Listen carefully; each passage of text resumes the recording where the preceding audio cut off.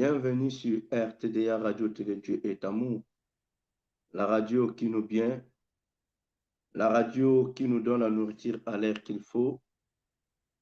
C'est bien votre humble serviteur, le receveur de Dieu, évangéliste Augustin Samba Lunama Diama Kiedika. Oui, bien-aimé, Nzambe ayeba kopambola biso banso na butu ya lelo oyo apesi biso opportunité ya kopusa na liboso ya trône na ye. Bien-aimé, j'ai un message ya koyeba kopesa biso de la part du Seigneur. Voilà pourquoi Nzambe apambola yo. Na thème na ngai ezali Hans Luzolo et Gabriel bazali na raison. C'est une question. Et toyeba baza na raison to baza na raison te. Na kozwa minute mingi te parce que eza message moko oyo Nzambe asila kopesa ngai il y a cela 2 ans. Vraiment beaucoup limisanga oko poser question pourquoi 2 ans ozo bimisango lelo. En tout cas, il y a d'abord des démarches au debaka kosala tant Nzambe apesi message afin que message ekomela ba kolona yango. Mais eza pe na mikakatano oyo tokozwaka bien aimé que oza na souci opesa ndeko message na ye soit azoyamba yo te, soit blocage eza quelque part, soit pe balingi kokutisa so na ye te. Message oyo ntango nazwaki yango bien aimé esalaki pasi kati na mitema, mais j'avais essayé de partager cela avec d'autres personnes. Mais j'avais fait par tous les moyens ya koyeba koluka nani oyo azali proche ya bandeko na biso baartiste congolais afin que azwa message oyo po ete ekomela bandeko. En tout cas, pour ne pas citer les noms de gens, mission na ngai yango te, nazwaki numéro ya ndeko moko oyo aza pe mosali na Nzambe de façon que napesa ye message po te ayeba kotalisa oyo ezali bandeko na biso baartiste congolais na se connecter na bengi ndeko. C'était difficile pour à répondre nga, mais ozomona ke aza na lune.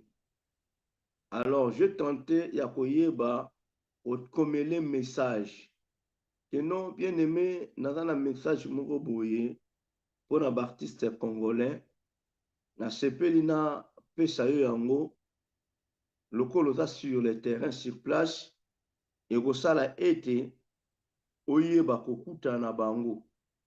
Eza na message Nzambe apesaki oyo bandeko na so baartiste congolais bakoki kosala devoir wana. En tout cas, tant on a tindi message, ozomona ke mutu amoni message mbala moko. Mais il a fallu à répondre ngai kezali ngai pona kopesa message ndengwa na zwi numéro, il faut identification. Est-ce que message on a kotinda eza vraiment ya mutu oyo? Eza vraiment numéro à mutu oyo? Pourquoi j'étais prudent? Parce que eza na ndeko moko peka mosala na Nzambe topesaka ye message moko moitié na ebandeli na suka pe topesa ye message moko ya kati. Alors c'était prévu que nous service moko esalama pour la bandeko wana. Alors pour lui à moins que nous moyen vraiment à ça la chose à connecter na batu wana ezalaki te ye moko a dévier message. Lobby après demain tolanye na etandoike na télévision azopesa message yango et azosenga keno photo bondela mpona bango babondela mpona bango alobi keno nzambe atalisi ye nzambe alobi ne ok c'était faux ezalaki nzambe te moto alobaki na ye na seki nano nzambe te moto alobaki na ye nga nde moto alobaki na ye message de la part de Dieu sikoyo ye alobi yango lokola ke ye moto azwaki message pa nzambe esengelaki keno ye nde asala service wana mais dommage asala yango pe te omoni place problème ezali donc tolingi kozala baprofetere baprophète ya malheur te mais lelo oyo 2 ans déjà ça me fait mal parce que ntango nazwaki message wana bacomédien bakufaki bazokufa imaginez-vous 2 ans bakufi mpe ebele tozoyoka kaka ke baza kozala empoisonné boye tout ça est-ce que eza vraiment poison ya solo tomoni bacomédien ebele empoisonné ndenge baza kodéclare tomoni vie de loin empoisonné bamisusu mpe empoisonné bato ebele bazala empoisonné na kati na bango est-ce que poison ezowuta wapi poison ezowuta wapi est-ce que eza kaka poison et dernièrement tolandaki tomoni ndeko Hans Luzolo alobaki makambo par rapport ya bango bacomédien na classe na bango ye aniaki abi eza poison te mais ezali suite ya bacomportement na bango moko bacomédien etamboyi na bango eza bien te yango esalaki non bavivre bamakambo wana le frère a été crucifié bato babai kokondane ye bafingi ye boye te azoluka babezi na ye mais bien metango azoloba nga nazala déjà na message imaginez-vous 2 ans déjà mais nazanga te bato ebele bazwi bamessage la fois dernière tolanda eloko pousse nga vraiment nasala video na tolanda ndeko Gabriel notre sœur Gabriel awuti koloba par rapport ya maladi oyo azwaki abi l'église batengeli bakoma mutu te mais ye mungu asali bapriere nzambe atalisi ayebi mpe bato yango esali su pasi naye komona ndeko oyo si se nada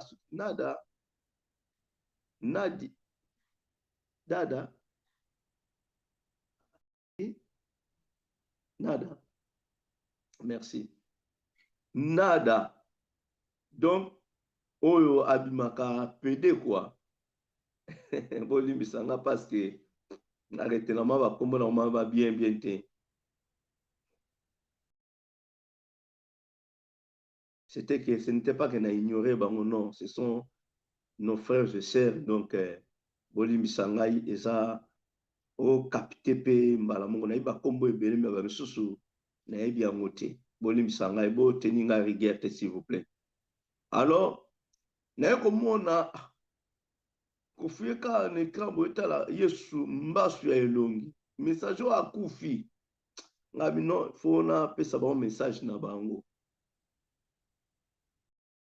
fala pesa depuis semaine passée eza kopusana kaka bon leo on avait décidé ya kopesa bango message parce que j'avais compté beaucoup plus na ndeko aza pene na bango akwa pe kosala service yango bon alingi na ye te alingi mpe koyamba te azwi message alingi mpe kobenga te bon voilà pourquoi bien aimé message yango ezokomela bino mais avant napesa message nalingi totanga passage moko na Ézéchiel chapitre 3 verset 17 balobi boye l'Éternel me fit adresser en ces mots fils pardon ça c'est 16 au bout de 7 jours, la parole de l'Éternel me fit adresser en ces mots. Le verset 17. Fils de l'homme, je t'établis comme sentinelle sur la maison d'Israël. Tu écouteras la parole qui sortira de ma bouche et tu les avertiras tu les avertiras de ma part. Quand je dirai aux méchants, tu mourras, si tu ne l'avertis pas, si tu ne parles pas pour détourner les méchants de sa mauvaise voie et pour lui sauver la vie, ce méchant mourra dans son iniquité. Et je te redemanderai son sang. Mais si tu avertis le méchant et qu'il ne se détourne pas de sa méchanceté, de sa mauvaise voie, il mourra dans son iniquité et toi, tu sauveras ton âme. Voilà, Sotoken 20. Si un juste se détourne de sa justice et fait ce qui est mal, je mettrai un piège devant lui et il mourra parce que tu ne l'as pas averti. Il mourra dans son péché. On ne parlera plus de la justice qu'il a pratiquée et je te redemanderai son sang. Voilà, mes bien-aimés, c'est l'avertissement de l'Éternel. Nzambe azopesa biso ba message tout comme azopesa bato ebele. La parole de Dieu nous dit, Dieu parle tantôt d'une manière, tantôt d'une autre. Alors nous devons maintenant faire beaucoup d'attention. Message nanga ezabouye, message nzambe ezabouye, o nzambe apesa kingai il y a cela 2 ans. Alors Dieu m'a fait voir, Dieu m'a parlé, Yakolobana baptiste congolais. Je sais que verset est parlé pour les méchants. Oui, parmi les artistes congolais, il y a des méchants, il y a des méchantes. Il y a des bonnes personnes, il y a de mauvaises personnes. Voilà pourquoi bozo monaki poison ezo circuler baba que nous avons poison akufi na poison. Mais nyonso ezakaka poison te. Moto nyonso zo kufa na poison te. Voilà pourquoi thème na ngezali Hans Luzolo et Gabriel bazali na raison. Na koba tout simplement bazali na raison te. Pourquoi? Parce que nzambe kam tazaka na raison. Donc bango bazali na raison te, mais nzambe bazali na raison. Bakoki kozala révélé par Dieu, mais bango bazali na raison te, nzambe ndi mutala na raison. Soki bazali révélé par Dieu, nzambe bazali na raison oyo arévélaki bango makambo wana. Soki mpe bazali révélé te, bazali na milie moko na bandeko oyo bazosala bango mosala moko.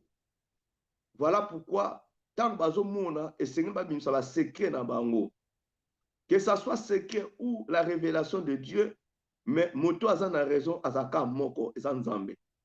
Si le message vient de Dieu. Donc c'est-à-dire que non napesi bango raison te, mais maloba oyo bango balobi eza na nzela. Eza na nzela. Donc oyo bazokufa ezaka poison te. Pona ozala direct. Nzambe alobaki na ngana loba baptiste congolais que bayeba ko racheter le temps. Moko na moko oyo aza na pasteur ne mingi pe basambela mais etamboli eza bien te. Alors il est temps pour eux. Il y a des méchants au peu bazo sala baninga mabe baza ko empoisonner bazo boakela bambasu. C'est-à-dire na kat na bango oui bandoki bazali na marché monté. Le méchant bazali o bazo sala baninga mabe balingo étouffer bétoile na bango. Ba misusu pe baza bango na kisité baza na kindoki te baza pe na nzambe te. Voilà pourquoi bazo zala frapper mort zo zala ningwana. Basusu pe bien mais o bazo kufa tana bango. Et koki parce que ba mingi baza na biloko ya succès pona ko marché monter. Mingi baza na ba kisi baza na ba gris. Nzambe alobi ete moko na moko a poussa na vers son pasteur. Tu peux être là aux hommes méchants. Au cause de la ndoki ou mutakisi poussa na liboso ya pasteur na yo. Osala ozali confession ya péché na yo ya mikumba na yo. Peut-être ozolanda ngai yo moko yebi ke non ozosala baninga mabe mingi. Poko kende na ndako ya mutu ozwa mbasu obwakela moninga, c'est déjà la sorcellerie. même si que obimaka na butu te mais kokende na ndako nganga ozwa kisi obwakela ndeko na yo, c'est déjà la sorcellerie, c'est la méchanceté. Donc sala effort obimisa mabe na yo liboso na Nzambe. Pasteur na yo akozala guide epai ya Nzambe. Voilà message onga na zwaki pona pesa epai ya ndeko aza pene na bino soki akoye kosala service wana. Mais dommage tobengani te abengi penga te arapele ngai te. Il y a cela 2 ans. Donc mon frère ma sœur, boza bato bozo sepelisa bato, mais na façon nini o bozo sepelisa bato. Bozo sala misala na façon nini bozo sala musala yango. Bozo gagner mbongo na façon nini bozo ko gagner mbongo wana. Est-ce que succès na yo to ba pesi yo à 5 ans ya 10 ans. Omoni te ko komi na fin ya succès. Omoni te ko vie na yo o kati yango yo moko. Parce que Nzambe a pesi biso to vivre pendant 120 ans. David a lobby que non 70 ans si tu es à Robis tu peux aller à 80 ans. Mais de Satan que non nous autres na yo ko le malo à 80, 75, 80 au ko pe na 90 ans. Mais Nzambe a déclaré son esprit restera en nous pendant 120 ans. Mais ça na batum su bango mo bazo kata vie na bango. Olingi vie à prêcher. Omoni muninga azotonga ndako na ye. Obwaki lembasu osali jalousie oporter envie contre ye. Ok, ozwili mbasu. Sopoza la kandoki obano sala benkatation banu koloke. Lokola ya zani na pese na kisite. Azape la protection te azana yesu te. Eko frapper ye. Mosusu pe okufi na succès na yo moko. C'est-à-dire que non mingi bazo kufa na ba succès na bango. Mingi bakomi na fin ya succès. Mingi pe bazo kufa bazo sacrifier bango. Mingi pe bazo kufa na poison. Voilà pourquoi en se disant là-bas que non, eza ni poison mais ali bondumba makambo ya mabe. Kuna na kokota te parce que yaza na milieu wana ayebi kendenge bozo kolinga na bino oya lingi mwana muke tout ça na kokota wana te ans aloba ki pour aza na milieu mais moi je vous parle de la part du Seigneur Nzambe aloba ki na ngai. Namoni mama Gabriel pe azolela alobi yango. Ndeko nada ye wana pe suki nada ye wana problème na elongi. Bato babi ke no akufi boye. Alors mes bien-aimés, mes très chers artistes congolais, comédiens congolais, vraiment Nzambe alingi bino mingi. Dieu vous aime beaucoup. Obi ke musala bozo sala bon valorisant bon salon dans le Seigneur. Nzambe apesi bino batala oyo bokoki kosepisa bato nyonso yaya. Soki bosalon dans le Seigneur, boza ko éduquer bato dans le Seigneur yaya ekozala malamu mingi. Omoni mutu apesaka succès aka Nzambe. Omoni Abraham awuti mosika na bakisi na ye. Mazwaki succès te ayebana kite. Il avait beaucoup de difficultés malgré ba serviteur rebelle. Ayebana kite kaka na point na bango. Mais tant Nzambe aminik Abraham yaka, je rendrai ton nom grand. Je multiplie, je te bénirai. Et je bénirai ceux qui te béniront, je maudirai ceux qui te maudiront. Abraham ayokaki, mais celui qui avait beaucoup d'argent qui n'a pas service naye. Mais ayebana kite. Tant ayepa Nzambe a publié comme Abraham ayebana. Bien aimé. Ozo sala na succès yo kasi oyebana te. Congo kamte yebi yo na ba Congolais o bata na diaspora. Au moins que monde entier bioté, monde entier bioté frère sœur. Ndeko nanga comédien. Monde entier bioté. Ba Congolais kaka nde ba yebi yo. Même ata ba Ivoirien bazotala yo, ba yebi yo te po d'abord oza limité. Message nous opese eza na lingala ezo suka pa ba Congolais baza na diaspora na o baza na Kisasa. Peut-être na Kisasa batala angote. Vous vous rendez compte maintenant? Il va y avoir un monde qui est venu pas au capé makamuzolo bate.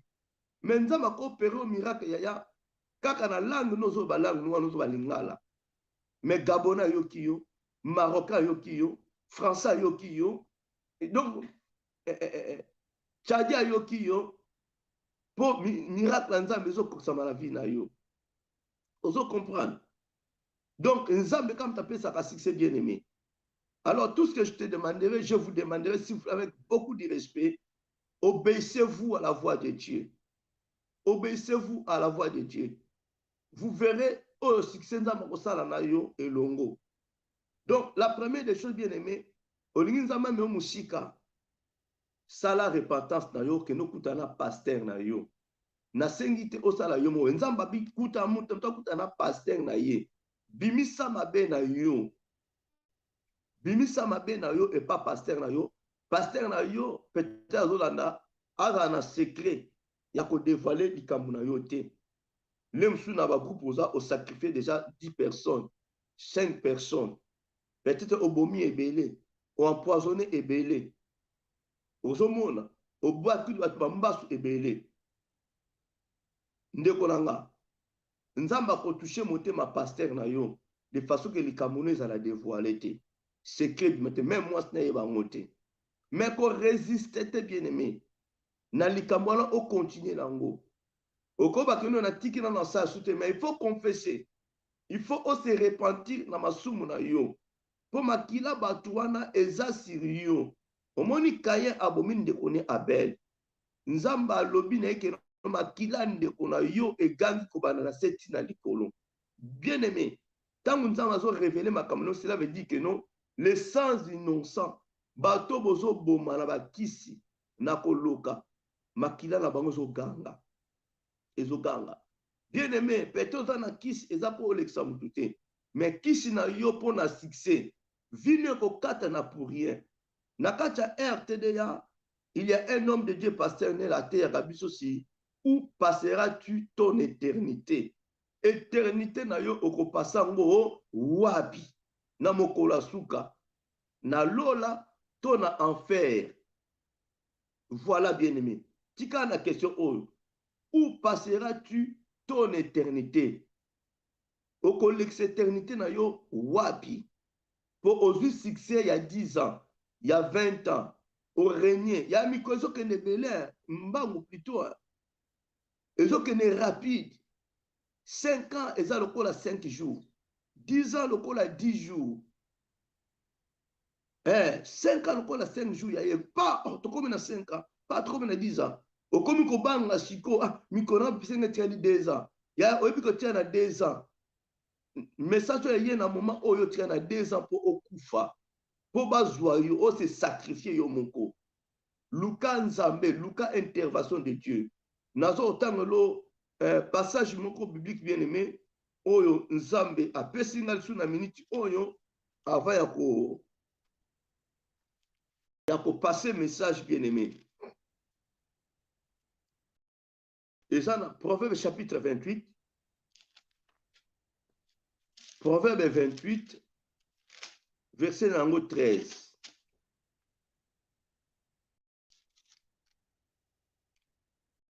La Bible dit, celui qui cache ses transgressions ne prospère point, mais celui qui les avoue et les délaisse obtient miséricorde. Bien aimé, na la sentinelle, na gangi. Les premiers actes bien ko casser transgression na yote, ko cacher ngote plutôt, ko bomba ngote, avouer yango, et la miséricorde sera là. Notre Dieu est là en colère et riche en bonté. Il est miséricordieux. Dieu est amour. Il est temps pour vous, bien-aimés, de vous réconcilier avec Dieu. Que ce soit multitude de péchés, que ce soit les sacrifices, Dieu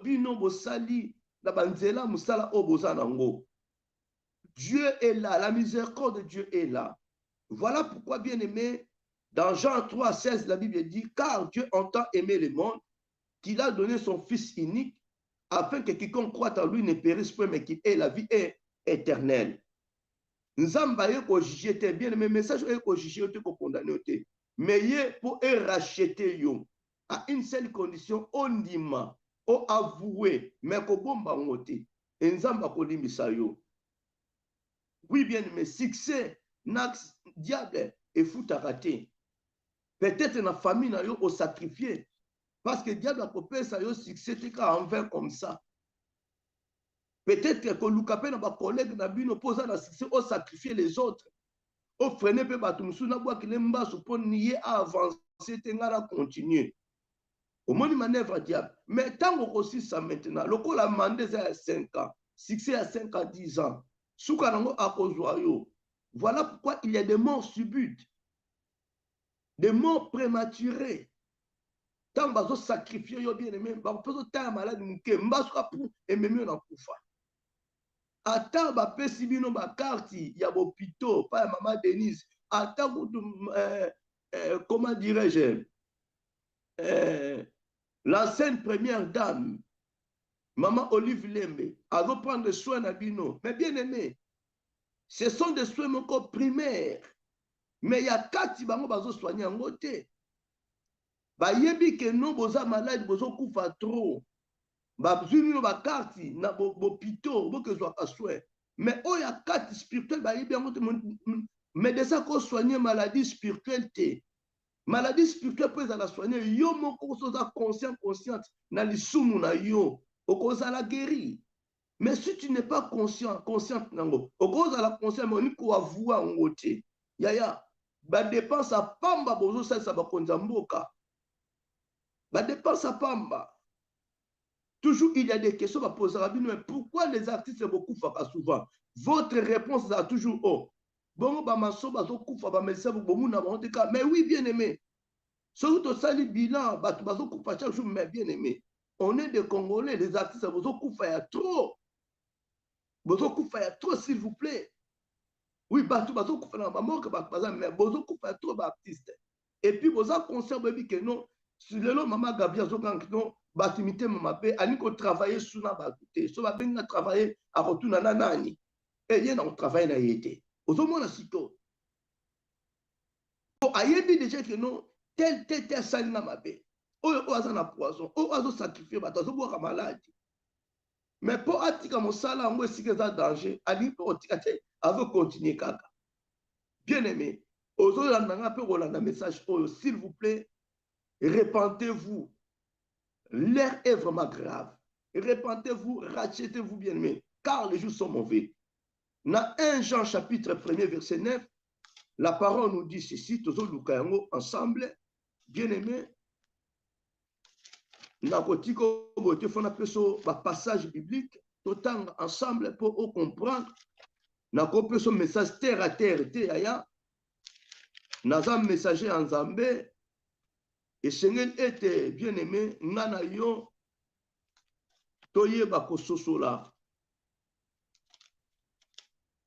1 Jean chapitre 1er verset 9. Il est écrit, si nous confessons nos péchés, il est fidèle et juste pour nous les pardonner et pour nous purifier de toute iniquité. 1 Jean, chapitre 1er, verset 9.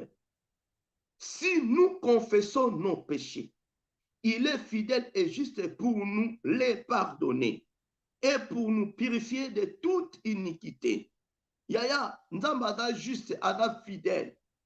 Il est fidèle et juste pour nous pardonner. Confessez, ma soumouno bien-aimé, tika, boaka biloko, zanangona sak, ya domination, ya succès. Boaka poison, zanangozo, tiela, baninga na yo, ba collègue na yo, ba artiste. Longola biloko, ba mbaso, so boaka, la batutala muninga nada, awana lisu, batu ba publié a kufi. Kuna zo le landa, kuna bazo panza, eske. Pona ndako ya tongi, pona no tongi te, la Bible dit chaque chose a son temps. Nzambe akoyeba ko peso na temps na yo. Mais na ndenge ya mabete, bien aimé ko simba kispole kabatu o baya liboso, total ba ancien o babana ba théâtre kala groupe salongo. Boko mona ke tili o bazolela. Ba sali me mingi bazovana pa ba bokilo, mingi bandako ezate, bazofutela. Mais yaya, à peine yo witi kokota na monde wana. Olingi otonga étage. Olingi oleka wana. Olingi otambola na Rolls. Olingi connaissance à makasi. Olingi baleka babetelo maboko. Yaya, courte vie. Courte vie. Courte vie. Et voilà pourquoi, bien aimé, ba sacrifice ezosalama ebele na monde na bino. Bozo ramasser bato musu o baza na Yesu te, aza pe na protection te, bo ramasser ya kei ya kufi. Pourquoi bazo kufa boye? Mais na kati potopoto ezosalama trop bien aimé. Ce que te compte ba bino biso boye, si nous disons que nous n'avons pas péché, nous les faisons menteurs et sa parole n'est point à nous. Beaucoup bozo que l'église mingi nazo mona pe l'église pas ya pasteur de la foi. Mais est-ce que bozo bongwa na solo? Bozo que ton saka ba kiti ya église na été. Soko biki na la lisumte ya peut-être oyebi que non aux vraiment na ba kiti na sac na yo. Moko wanga na ponani. Oui, pasteur de la foi est là. À sa collègue Nabino, vous pouvez aller aussi confesser vers lui, auprès de lui. Akobomba secret. Parce que Azamo Sali Nanzambe. Approchez-vous vers lui. Il est votre collègue. Il est tout près de vous. Pasteur de la foi est là. Et je pense que Asala peut m'appeler. Batumingi bakenda eske na bapel wana bobongo wana solo bobwaka bakisi. Bien aimé. Et après, tango papa de la foi a sali l'événement na Robin Sébastien Nzambe, quelques semaines ma pesi na message ça veut dire que na kati wana bozalaki mais boyebaki bokeneka po bobamona bino bo répondre na appel ya pasteur de la foi mais bokene ko se libérer te bokene ko confesser te bokene ko libérer ko pesa de gens ko se repentir te poka pasteur mona ko boyaki ba comédie bo bayaki tout ça mais pour que vous se repentir, non. Beaucoup d'entre vous, oh, un message du mal, vous captez un côté. Voilà pourquoi après cet événement, nous avons un message. Bien aimé, nous avons sur ça. Nous avons Nzambe. Nous avons un passage à Souka. Le dernier passage, et puis voilà, toka bwana na bino na bolingo Nzambe, Nzambe aza malamu, notre Dieu est bon. Yaya koteninga mariguerre te, eza message de la part du Seigneur. Anse Luzolo et notre sœur Badan a raison, c'est une question. Bango ba dévoiler qui, oh Seigneur qui va dévoiler. Nandi, si ce n'est pas votre cœur, mes bien-aimés, quand vous y êtes à la porte, il y a vie na yo. Fongola motema na yo. Yesu akota. Sala succès na Yesu. Sala vraiment succès na Jésus. Et que ça malamu, mon frère, ma chère. Oko sala succès à bien. Vino bokene moulayi. Toto tala ba témoignage. Ya ba tout ebele. Ya ba sien na bino. Na meli bango mbondo te. Po nzambe yemoko mutayebi. Amen. Dans 2 Chroniques chapitre 30 verset 9b. La Bible dit, si vous revenez à l'Éternel, vos frères et vos fils trouveront miséricorde auprès de ceux qui les ont amenés captifs. Et ils reviendront dans ce pays, car l'Éternel, votre Dieu, est compatissant et miséricorde si vous revenez en lui. Bien aimé, na batu mingi, ozala pe dans le Seigneur, otika na o Yesu.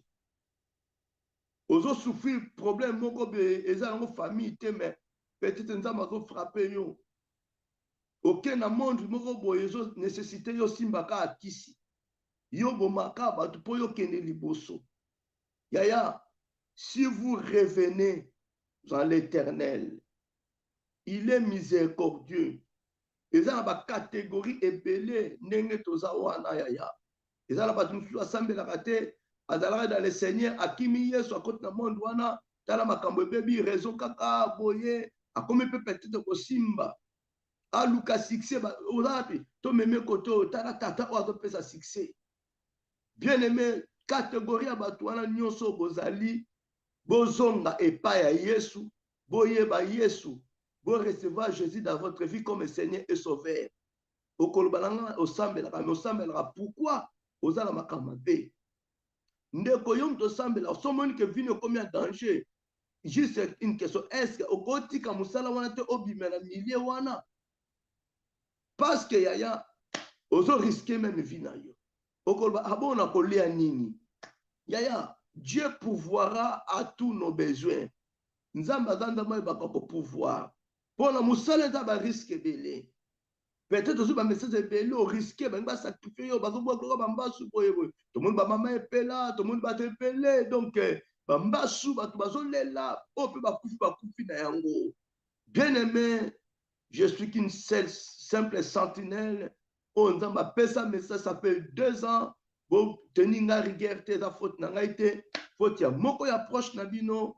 Oui, Seigneur qui a un message, a comme c'est la bino, mais a sali en côté. Voilà, message de Malelo, il y a cela 2 ans, que Dieu me pardonne, parce que mingi va couper après ce message, on s'en va passer kingaï. Vraiment, là, yo o tikali, ozana danger, yo o tikali, ozana kisi, ozana nzela mabe, s'il te plaît, na bolingo nzambe, Dieu est amour. Il t'a aimé avant même la création de ce monde. Son nzamba dinga kiyote.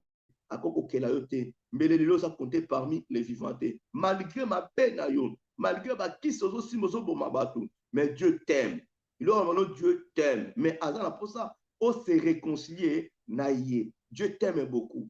Quand on a vu parce que qui sont protégés, on a protégé, Dieu t'aime. Après, on souple, on a vie na yo. Alongo le souple même. Ceux qui osent les lots comptés parmi les vivants. Et que les lots qui message oyo, bien-aimé, n'endurcissez pas ton cœur. Écoute la voix de Dieu et répands-toi, confesse tes péchés. Dieu te pardonnera, Dieu te purifiera. Namakila nae yatalo oya sopanangomana gologota. Car Dieu entend aimer le monde, qu'il a donné son Fils unique, afin que quiconque croit en lui ne périsse point, mais qu'il ait la vie éternelle. Que Dieu vous bénisse et Dieu bénisse sa parole. Nous avons pambolio, oza malamu. Merci na bolingono kat na biso. Obongwanité oza lelo pipe bien mon Dieu. Père, merci. Message au pesanga il a cela 2 ans. Père, obi ba démarche na baiko sala. Tikete na tango o message nzambe. Ndeko nyonso artiste comédien a reçu message o nzambe. Au Père des armées, papa ekotaye, ezoye, ayeba kozala saisi nango, azanga kimia, oyo simba kisa za ko sacrifier. Azanga kimia Père de gloire, papa, ayeba yo, à se réconcilier na yo nzambe papa. Sokoza na singa lokete ya succès Père, na minute o nzambe, oyo akola na message oyo, papa singa wana ebeba, puissance wana ténèbres ebeba, pouvoir wana ebeba, succès mabe esila na kombo na Yesu Christo. O Père bazo sacrifier na tango oyo. Ô Père des armées, Azana Mbassou, Azana Poison, papa, ta main n'est pas courte pour toucher. Guéris-les, guéris-la au nom de Jésus-Christ. Ozali Nzambo Kotikalanzambe, Monisama la tango Père de gloire. Gloire no éclaté na ndako moko na moko. Gloire no éclaté na vie à moko na moko. Qu'il sache que non, il y a un Dieu qui a créé les cieux et la terre. Papa Yundo Kamusaka, Pharaon, na mboka na epe na libande ya mboka na Nzambe. Tikete Père des armées, papa. Ba sacrifice nyonso esama papa na monde oh papa na certain oh papa ba comédien Père de gloire. Papa tikete moraji oh et s'arrêter. Moko na moko asoso la ke yo zali Nzambe. Na kombo no Yesu papa. Yawe na bikama protège-moi. Oh, utiliser ma paix sa message oh n'habite te Père de gloire ma bémoko comme la bisote comme la ngai tenza mela lola parce que yondem to pesi na message oyo na commission pour la nzambe motu so message au Père atalanga na miso mabete mais à recevoir ya motuya oyo bimisi na nzela na ngai na monoko na ngai yango na commission na pambolio po tozali nzambe okotikala nzambe nyonso bazo sacrifier na tango papa allons na hôtel diabolique satanique sorcellerie dans le nom de Jésus. Sois loué, sois béni, sois exalté. Tu vis au siècle des siècles, éternité en éternité, dans le nom puissant de Jésus. Ainsi, je prie et je dis merci. Gloire à toi, Seigneur Jésus-Christ. Amen. Bien-aimés, restez toujours branchés sur votre chaîne RTDA, la radio qui nous fait du bien. La radio qui nous fait voir le chemin à suivre. RTDA, c'est la voix du Seigneur Jésus-Christ. C'était bien votre humble serviteur, le receveur de Dieu évangéliste, Augustin Samba Nunama Diamakedika, l'époux unique de la prophétesse Georgine Samba. Je vous dis merci. Bye. Ciao.